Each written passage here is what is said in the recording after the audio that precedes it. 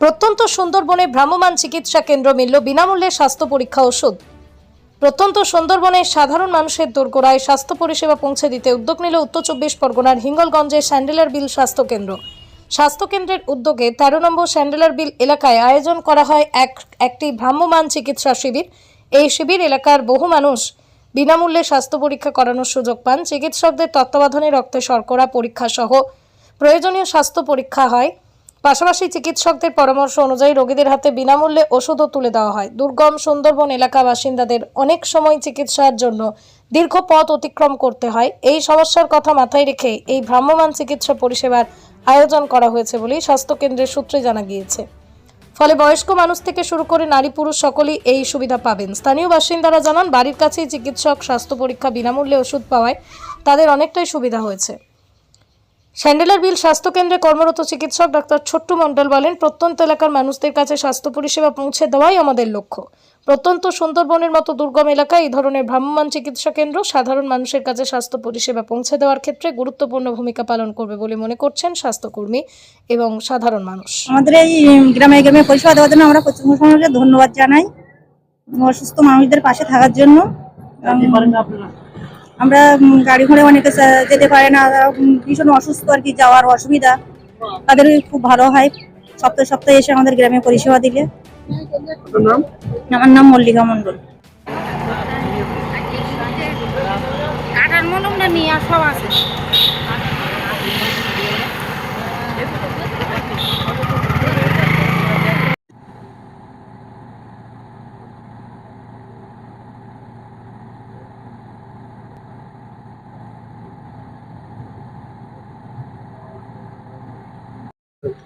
আমরা হিঙ্গলগঞ্জ স্যান্ডেলবিল ব্লক থেকে এসেছি। হিঙ্গলগঞ্জ এরিয়া প্রত্যন্ত এরিয়ায় গরিব মানুষের স্বাস্থ্য পরিষেবা, যেখানে আমরা ব্লাড সুগার এবং ব্লাড পরীক্ষার জন্য সঙ্গে ফ্রিতে মেডিসিন ব্যবস্থা করার জন্য আমরা এখানে এসেছি। আগামীতে আরো যাতে বেশি হয় সেই জন্য আমরা চেষ্টা করবো। ব্লক আমরা ডক্টর ছোট্টু মণ্ডল।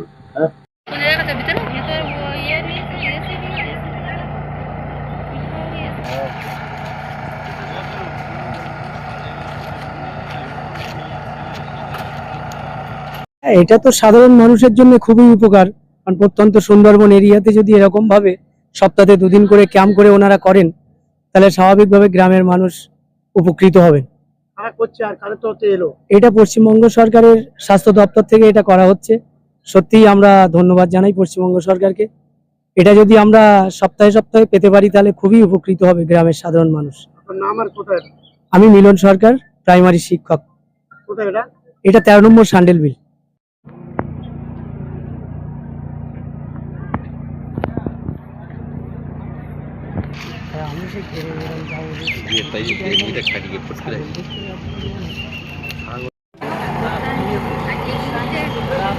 কাটার মলমটা নিয়ে সব আছে।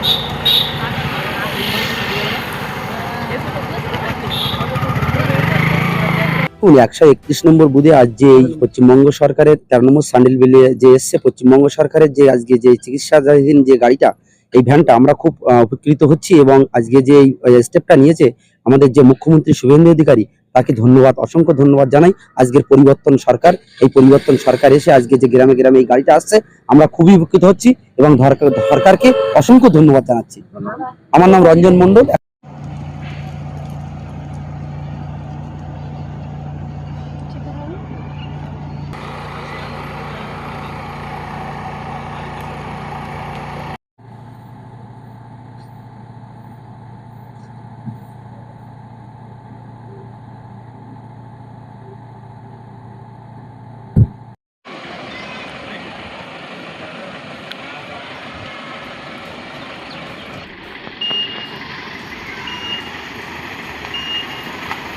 ভালো লাগছে, গ্রামে এসে আমরা যেতে পারি না, গ্রামে গ্রামে এসে পরিষেবা দিচ্ছে। যারা গাড়ি ঘোড়া চড়তে পারে না তাদের সুবিধা হচ্ছে।